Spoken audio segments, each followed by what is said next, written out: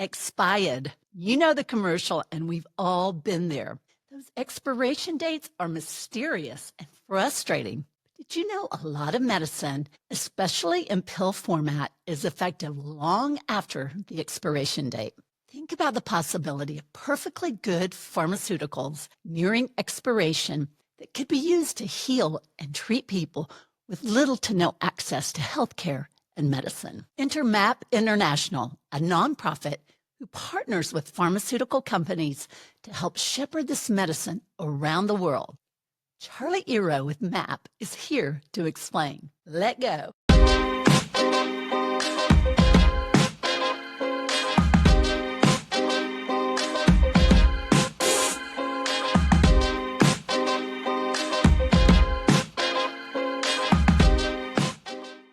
Hello, everyone.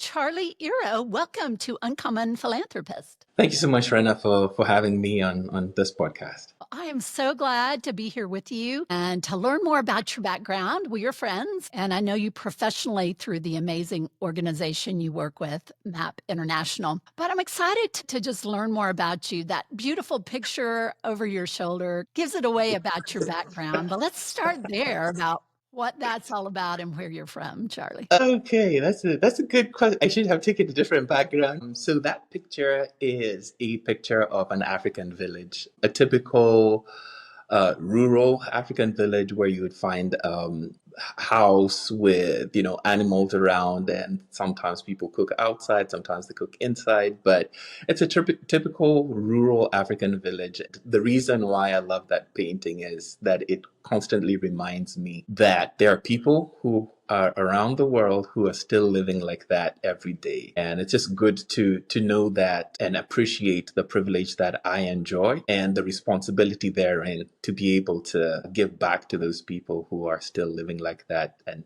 have their lives just impacted. So for me, it's a reminder. That's what it Yeah. is. Yeah, for sure. And you are from I the am beautiful from continent I of am Africa. from Share Kenya. more I about that. Sure. I am from Kenya. You could tell it in my accent. So I've been here in the States about 9 years now. So it has just been a privilege for me and an honor to be here and still to be able to impact people across the world. So that's where I am from. Married to a beautiful lady, and I have a son. So that's a little bit about me. Well, I got to know more about growing up in Kenya. So, did you grow up in a rural area, or did you grow up in the city? What was life like when you were a child, and When I was a child. what was the hope on your life? So, fortunately, I grew up in the city. My whole life was in the city, but we often, during school holidays, like what you have as the summer break or,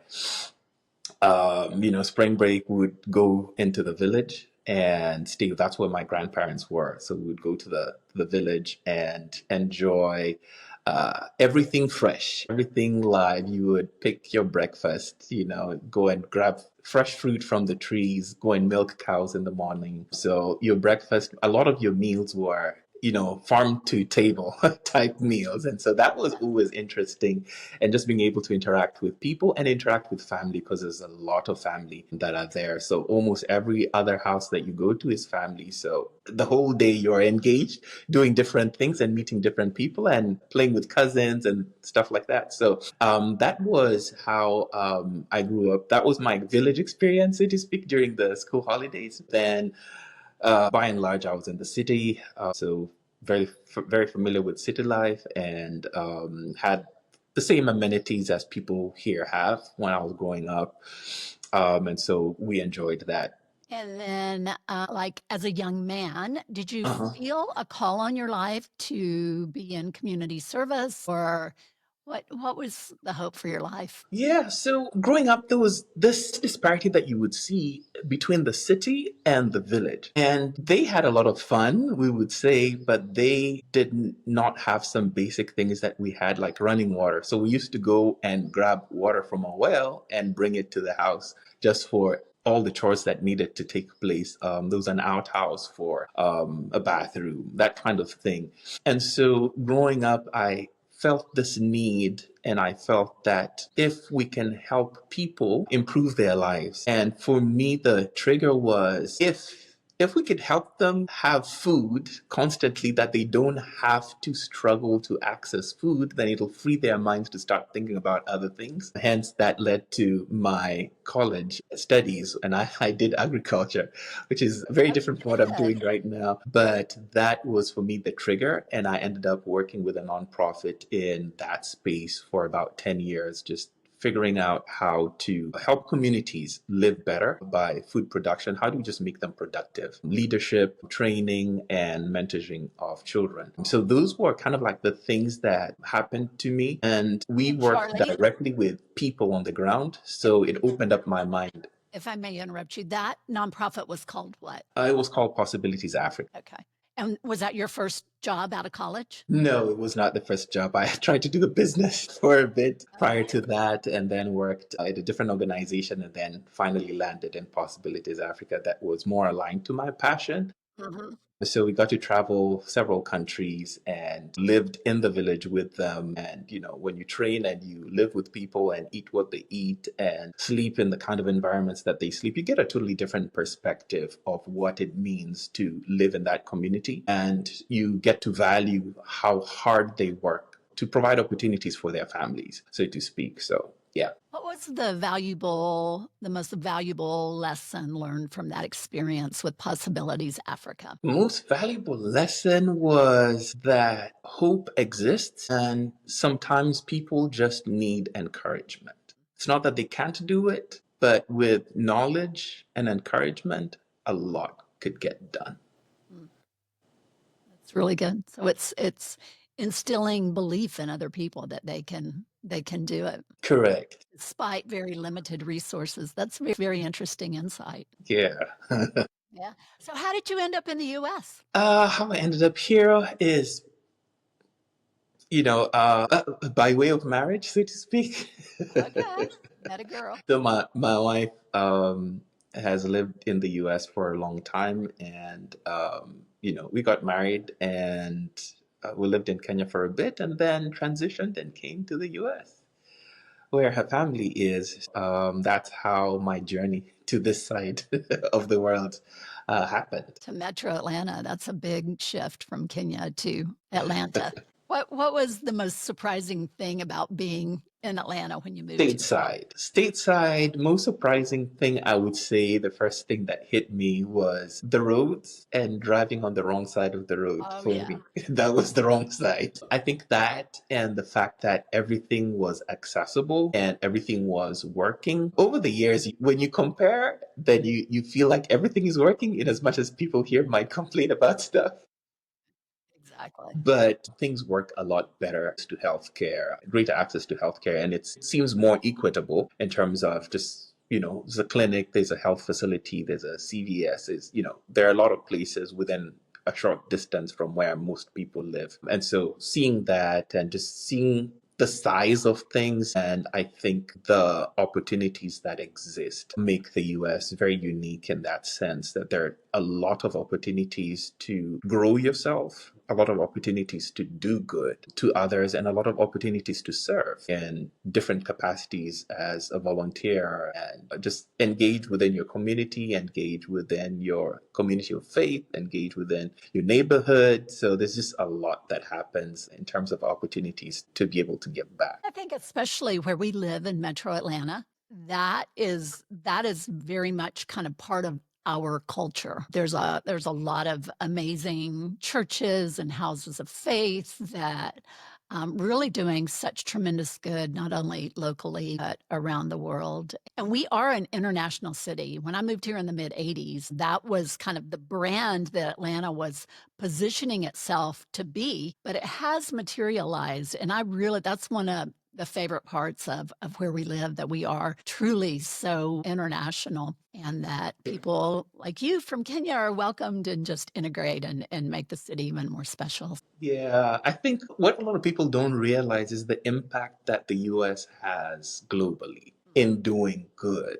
And that has been a source of blessing that people do not really appreciate. But a lot of people, if you go to, if you travel, you would hardly go into any city without seeing a T-shirt of an American sports team. Whether it's a baseball team, whether it is, you'd find like deep in the village and you'll see someone wearing a Braves T-shirt I love it. or a Falcons t-shirt or, just something, a Ford t-shirt, just something that's American or the flag. And so you see all those things and how those clothes got there and how people wear it with pride as well. Yeah, one day I will get there. One day I want to be like this. And so I think that modeling of of hope of what could possibly be. That possibility dreaming is synonymous with America, and that's because of all the good things that have happened so far.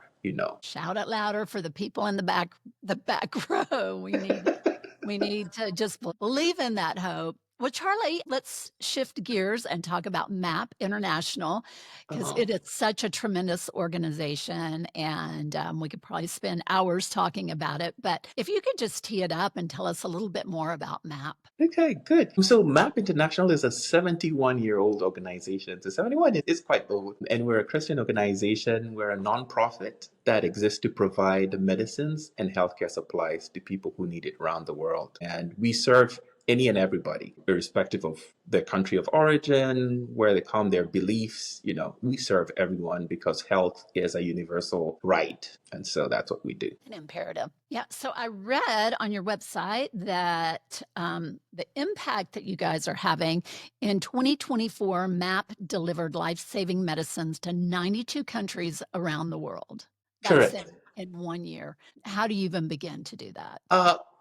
The model that we work with is called, we like calling it internally our supply chain of hope. And so we get short dated medicines from pharmaceutical companies, and then we have those medicines sorted in our warehouse. And we have an 80,000 square foot warehouse. We just added another 40,000 about last year. We had a 40,000 and then we added, I think, 43,000 to make it, 83,000 foot square house right now that we have. And that is really the hub of where everything takes place. And it's down in Brunswick, Georgia, because it's a port city. Yes. And so that's how the medicines get out.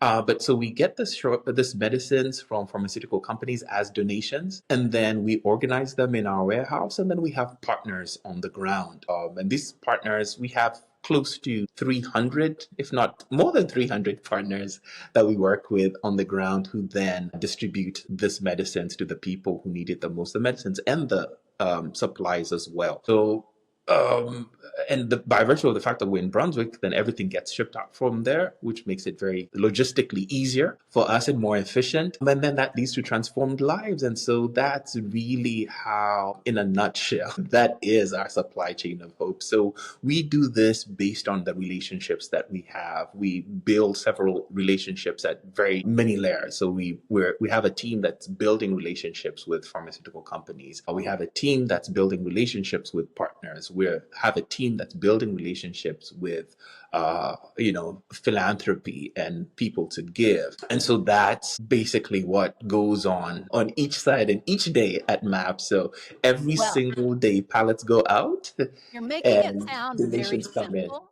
You're making it sound very simple, and I know it's not. So let's talk a little bit just so people can kind of have a good view of the organization and those partner organizations. So if you can give us an example of an international partner, tell us their name and kind of just how it works, because I know you just don't send over any type of medicine. There's a lot of Sure. communication about needs of the village, needs of the country. It's all very different, probably different from village to village. So if you can kind Right. of help us understand that a little bit more. Okay, I'll unpack that. So we work with, for example, let's talk about Convoy of Hope. And so Convoy of Hope has areas that clinics that they work with that would need or hope for Haiti. That's the closest that we have here. That's very close to us. And so they run a clinic in Haiti, and everyone knows that Haiti has faced, it's a failed state, so to speak, and they've had issues. And so the organization gets this medicines from us because they run a health facility in Haiti. That's what they actually do. And so what actually happens is that we give them a list of the medicines that we have, and they review that list and say, hey, I think this is what we need. And then we have that put together and shipped to them. And then they would be able to serve the clinics, their own clinic, and sometimes end up even donating to other clinics that are government owned just to help because of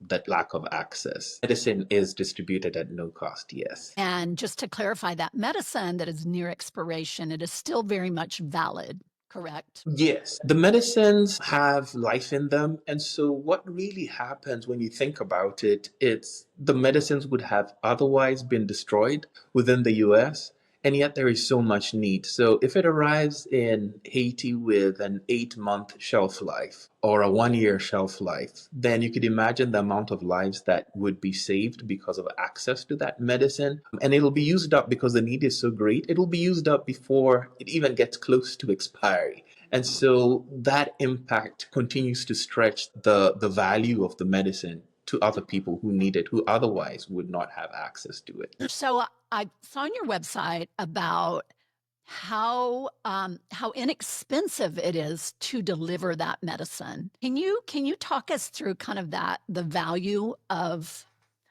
what you do and Of what we do. how little the cost really is for the impact on the other? Yeah, so last year, and I'll talk about last year because we could then gauge a whole year. So last year we shipped close to $1 billion worth of medicine, and it cost us about 14 million to do that. So 14 million for a million. That's a huge range in terms of just making an impact. And we're under 60 staff members at MAP. Serving 92 countries as at last year. So that, when you look at that, 52 people, so it's a very small footprint that we have in terms of staff, and a small amount of money that we're using, and a huge amount of impact in the end of the day, worth of medicines to people who need it. And so that then translates to a lot of transformed lives. It's amazing. And a lot of these medicines are really very basic medicines that we just take for granted here in the US, correct? Like antibiotics and Correct. Yeah. So a lot of the medicines are, so think about it, we could divide it into disease control and then disease management. If you want to put them in two buckets, for example, all right. So you would find the antibiotics, antifungals, the medicines to control, dewormers and things like those. You could talk about prenatal vitamins that are needed. And then you'd have chronic disease medication. So we're talking about medication for high blood pressure, medication for diabetes. And you find that a lot of these diseases are not necessarily only within the US, but the top diseases are the same across the whole world. As lifestyle changes, midwife some of these diseases, and so you find that prevalence is everywhere. And so those are the kind of medicines that then go out: painkillers, fever reducers, that kind of stuff is what goes out. But for a lot of countries, then if they don't have it, it's an issue.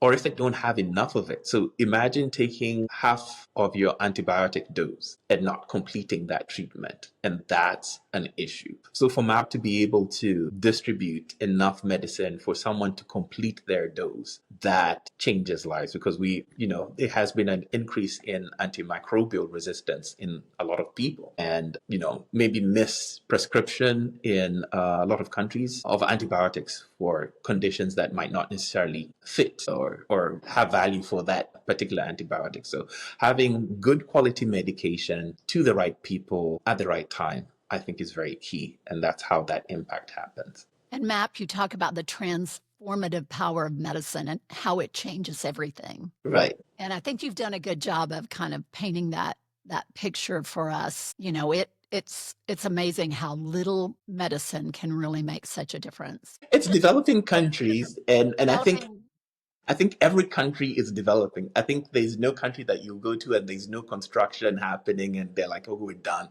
So I think every country is developing, but some are a little behind on that trajectory, so to speak. And so when we use developing country, then that's what we would be in reference to. It's an easy term to use, easy to understand, but I think it helps us to define where they are kind of on that trajectory. So the For developing sure. countries. Yeah. Well, I know you have a lot of stories of hope of people who've received the medicine and truly had their life transformed. And I read a story about Joyce and her medical miracle.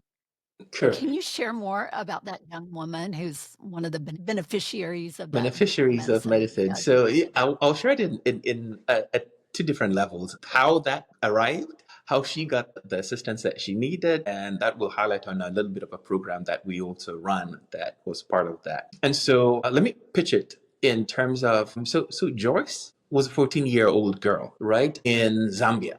So for those of you who are aware or, geographically and economically aware, Zambia is famous for copper. So Zambia has copper mines and they also had lead and zinc. So these minerals were found in the 1902, early 1900s. 1902 is when they started mining, when they were colonized by the British. And so the process of mining copper, the process of mining lead and zinc often led to pollution of the area. And so you find traces of lead in the soil, traces of lead around. And there's a place called Kabwe in Zambia that was really impacted by that. And so having lead levels that are high have been known to trigger seizures and headaches and other things, according to the World Health Organization. And so, unfortunately, Joyce could have been part of this process because she had seizures, and it particularly impacts children. And so, there was one of the programs that we run is a short-term medical missions. So, if there's a group, a church that want to travel and do a medical mission outside, then they would come to MAP, and MAP would give them medicine. And we have three different categories. There's over-the-counter medication that we provide that anyone can travel with to any country. We provide the paperwork. And then there's prescription medication that's carried by, a licensed physician. And then we have custom packs, which is, hey, someone says, I want this particular types of medication. So a team was going to Zambia and they carried the MAP medicines with them. And so they interacted with at the facility where Joyce was, and Joyce had seizures and she fell in fire. And so she had burns on her face and the back of her neck. And that was just very, very pronounced. And Joyce was coming to the health facility not necessarily to treat the burns, but because she needed the medication for the seizures, which had already was depleted 4 months ago, about that time. And so she had been for some time without the medication that she needed. And that team was able to provide that medicine and also help to treat the burns. And so you could think about just a small team of people going on a trip and making that kind of impact. So it's not far-fetched like, oh, this is impossible. But a lot of teams here in the US of people, churches, they just go on a medical mission and they just carry some medicine.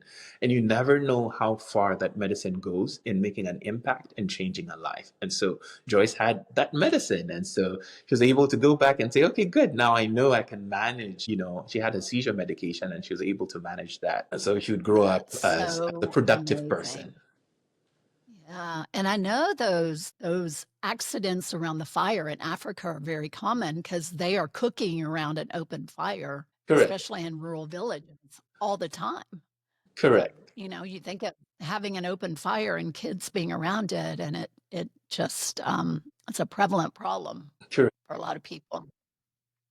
Well, that's an amazing story, and you guys also have the MAP Fellows program. Tell us a little bit more about that. Oh, yo, it's one of my favorite programs. It's a pet program. So the program is a platform that provides a travel scholarship of up to $3,000 for medical students to travel and both learn and serve in under-resourced areas globally. And so the student is on who chooses where they go to. MAP does not tell them where to go to. They choose and they secure their place where they're going to go, and then they travel. And once they get back, then we reimburse them. I think one of the most beautiful things about this program is that it allows students to experience healthcare in under-resourced communities, and so they fine-tune their clinical skills. A lot of them don't, you're so used to, doing an ultrasound and you have the machines, and so when you need to work with an expectant woman and you don't have the tools to figure out how the baby is positioned, what are you going to do? So they get to learn those skills or see diseases that they have never, it's textbook, but they have never seen it present in real life. So you constantly get to hear stories of people, oh, I saw malaria for the first time. I saw Buruli ulcers for the first time. I saw this for the first time. So seeing those things present also ends up helping us here in the US, because when someone goes on a vacation and, if unfortunately they pick up something and they go to the doctor and that doctor has had experience outside the country and they have seen these things, then it reduces that diagnostic window because they know what to look for because they already are familiar with the symptoms. So that helps us here. And then it also helps in the countries where they go to, because there is, the doctor patient ratio or the nurse patient ratio is so high that having an extra hand helps to push and see more and more patients. We've had people go, last year we had 20 students go to 5 continents and 14 countries. So that was just the impact. And this year we're already at 20 students so far. The year is not over. So it's impacting lives and it's building skills, ability, and knowledge of global health and just bringing them to that space where they would appreciate it. That's so cool. Yeah, and what an experience for those medical students to be able to do that before they get fully engaged in their career, just to have that perspective and that hands-on learning. It's really quite an amazing program, Charlie. Great job to the MAP team for figuring that one out. Thank you. Okay, so I'm going to read this question because I wanted to phrase it very carefully, but I know you have some really good insight on it. So, here on up, we do not engage in any type of political discussion, but there is a reality, however, about repercussions of the funding cuts for our friends internationally, especially in Africa, as it relates to community health. From your vantage point, can you help provide perspective on the gaps that have opened and how can we might help fill some of those gaps? That's a good question. So, as I've talked with different people on the ground, there are countries that have depended 50%, 70%, 100% of their HIV and TB programs on support. And so once that support has run out, then a bunch of these programs have been closed or shut down. Some of the medical students who travel through the MAP Health Fellowship were giving me their experiences. And there are some HIV and TB clinics that are shutting down because the programs are no longer funded. And so what that means for us is that it creates for us an opportunity to dig deeper and strengthen the relationships that we have with our pharmaceutical partners and find even more such that we could get a sustained amount of medications that are needed to be able to continually support these programs where there are gaps. So that's how we are intervening. And I think how people can help,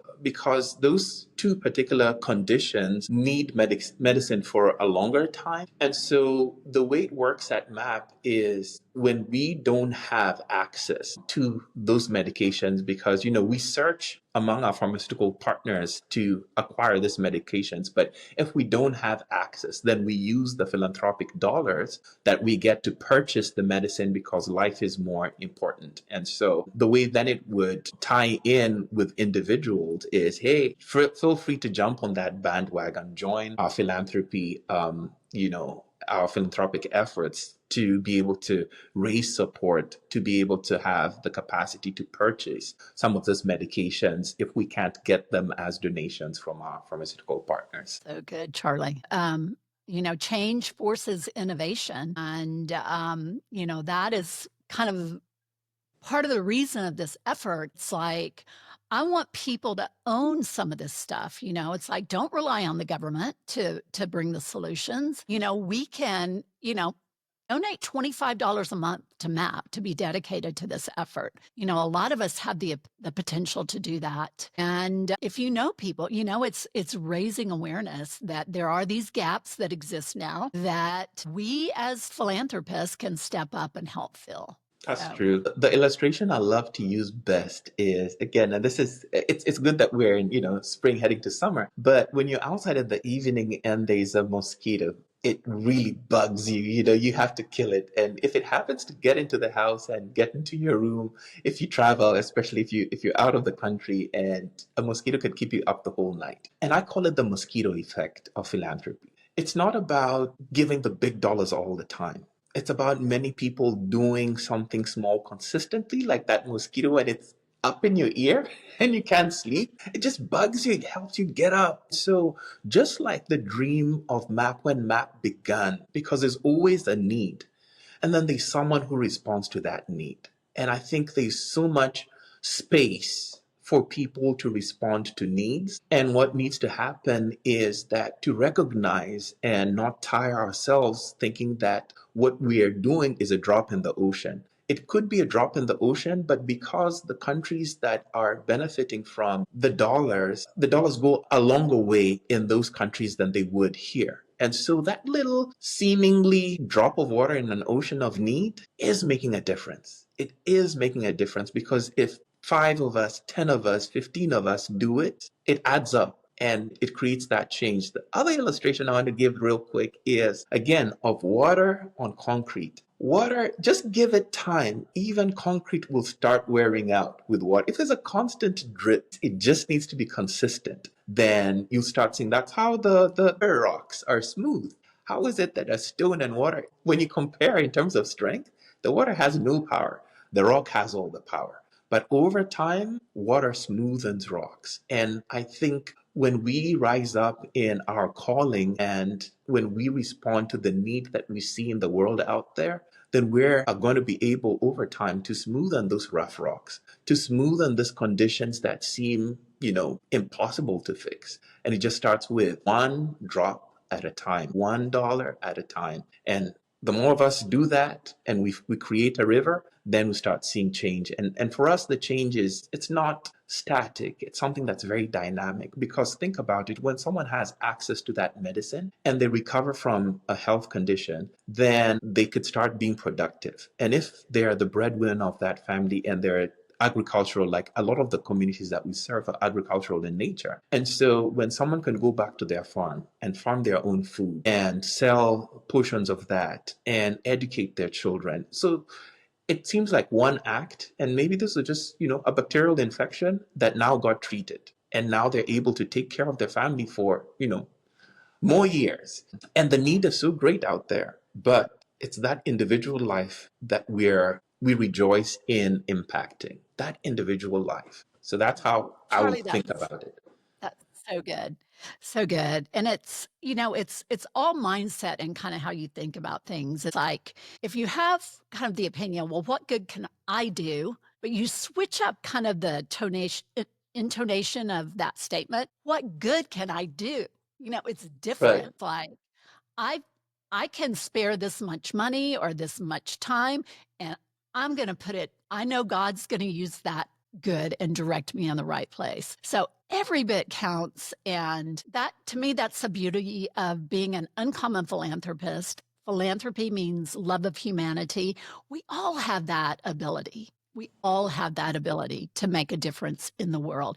It's just kind of getting out of your head thinking you can't and knowing you can. Correct. I totally agree 100%. And that's why part of developing this platform, it's like I want it to be a space for the nonprofits as well, because there are over 2 million nonprofits in this country alone doing amazing work. And you just don't hear a lot about what happens day in, day out across the world. It's so hope filled. It's so inspirational. I love hearing about MAP, learning more about what you guys are doing. And I think it's just It's just tremendous. It's really, really, y'all are just doing great, great work. And I see with you have a new CEO and he's got a great big vision, has doubled the capacity of that warehouse. I love a bold vision like that and just really excited to see what happens.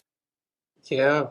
Let's talk about some of the ways people can get involved with MAP. I know we've talked about some of them, but if you can kind of just give us a summary of how people can get connected and involved. Okay, good, good. So we have volunteer opportunities once in a while in Brunswick, our Brunswick headquarters. So if you're around that area, feel free to reach out and you could volunteer there. We have a Send a Pallet initiative. So get your friends, crowdsource, send a pallet of medicine somewhere where it's needed. You could do that. We have our domestic medicines program as well that needs support. We have clinics that are in areas that serve the uninsured and underinsured as a program that we run. That also, there are clinics that are in waiting. So we have 87 clinics right now. There are a lot more on the wait list that just need support so that we could continue to grow this number. So those are other opportunities to give towards that. I think the other thing that we could do, because we have disaster relief, we call it emergency response, but your place of work,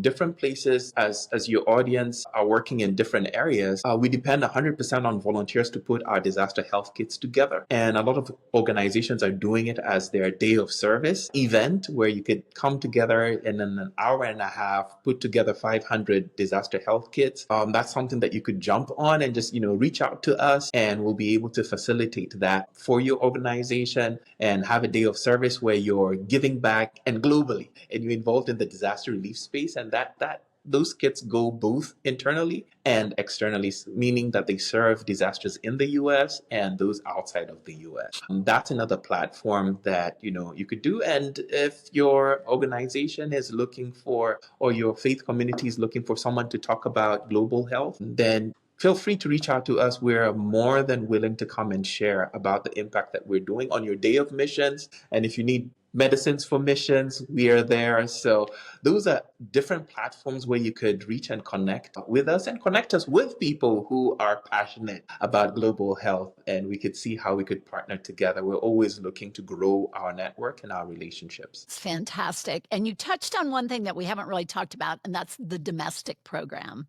So before we kind of wrap up, if you can share a little bit more about that, Charlie, because that's very exciting for those of us in the US. Yes. So a lot of people talk about nonprofits and the fact that we're always serving people outside of the US. Why are you making an impact outside? And when you look at the countries, they're all existing outside. But then there is a need. So as MAP, we are not blind to the need that is within the US. And so you find that there are but they are within the US health deserts where they don't have access to medicine or you have to travel a long distance to access a health facility. And then there are people who are underinsured and then there are people who are uninsured for one reason or another. And you would find sometimes people in our restaurant, so to speak, industry sometimes are underinsured. And so these are the people that we're seeking to help to have access to this different medicines because they also suffer from this chronic illnesses.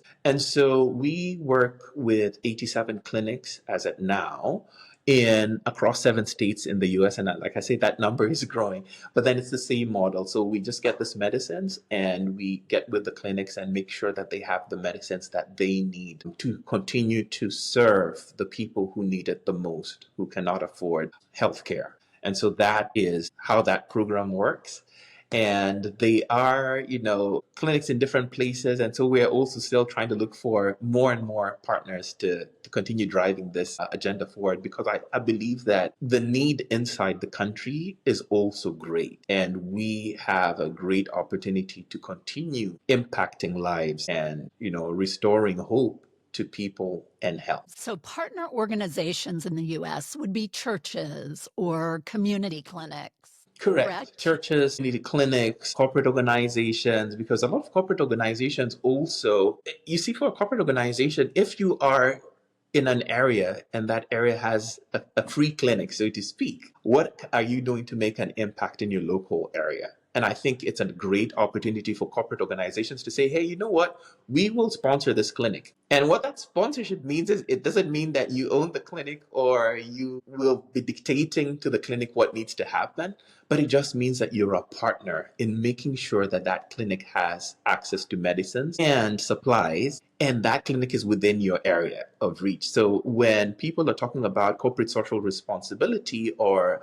ESG, then we're talking about what impact are you making both internationally but also locally, you know? So beyond the profit, how can we change this profit to passion and impact lives just where you could see it? And you know, this is my zip code. This is where our organization is. This is the zip code, and we're supporting a MAP supported clinic right here. We're helping MAP support this clinic, and you could directly have an impact in your community. So that's great. So I would say that there's no limitation to who we would want to partner with to make these things happen. That's what we're looking at. How do we get the best quality medicine and to the people who need it the most so that their lives could be changed if we achieve that? And I'm a Rotarian. Have you had any involvement or support from Rotary? Yes, we have. I would have been surprised if you said you didn't, but because they have such an international footprint, I would think that there would be a lot of opportunity to help raise money and get some of that money out through Rotary. So